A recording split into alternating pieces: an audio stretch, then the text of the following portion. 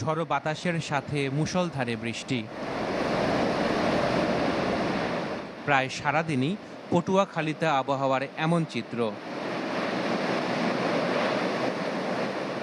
ঘূর্ণিঝড় রিমল উপকূল পার হলেও রেখে গেছে ক্ষতচিহ্ন। বসত বাড়ির উপর উপড়ে পড়ে গাছ, ব্যাপক ক্ষতিগ্রস্ত হয়েছে ঘরবাড়ি।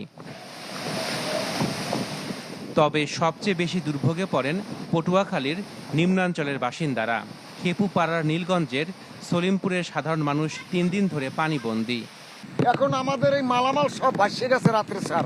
আর এখন যে আমরা দুটো ভাত খামু বা শুকনো খাবার, ঘরে একটা অসুস্থ রুগী, প্যারালাইসিসের রুগী, ওষুধ নেই, পানি নেই, মানে খুব দূর অবস্থা আছে, যা বলার মতো না। আমার ঘর তো বাবা জলুন দিয়া ভরিয়ে গেছে, রান্ধে বাড়িয়াও খাইতে পারি না, ঘরে থাকতেও পারি না, রাইতে যাইয়া আর একবারই রয়েছে।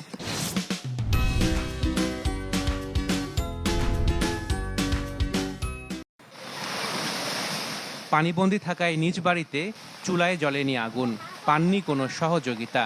এতে চরম দুর্দশায় নারী ও শিশুরা। এখানে কোনো আর্থিক সহযোগিতা কারো আসে না এবং কেউ খোঁজও নেয় নাই, উপর লেভেলের লোকেরাও আসে এখনো নেয় নাই। কোনো ত্রাণ হয় না, কোনো খাবার হয় না, আমরা না খাইয়া পোলাফান লইয়া এই অসহায় আমরা রয়েছি। হে প্যারালাইসিস করা, হে শরীর উপরে করেছে, রান্না বাড়া হয় নাই। কালকে ওই বাসায় কোনো ভাত টাত লইয়েছে, হে খাইছে রয়েছে, হেবে রাইতে ওই ঘর খুলে গেছে। ঘূর্ণিঝড় রিমলের কারণে সবচেয়ে বেশি দুর্ভোগে আছেন এইসব পানিবন্দী সাধারণ মানুষ।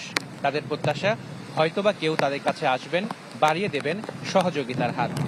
পটুয়াখালী থেকে আশেকের প্রিন্স, চ্যানেল 24।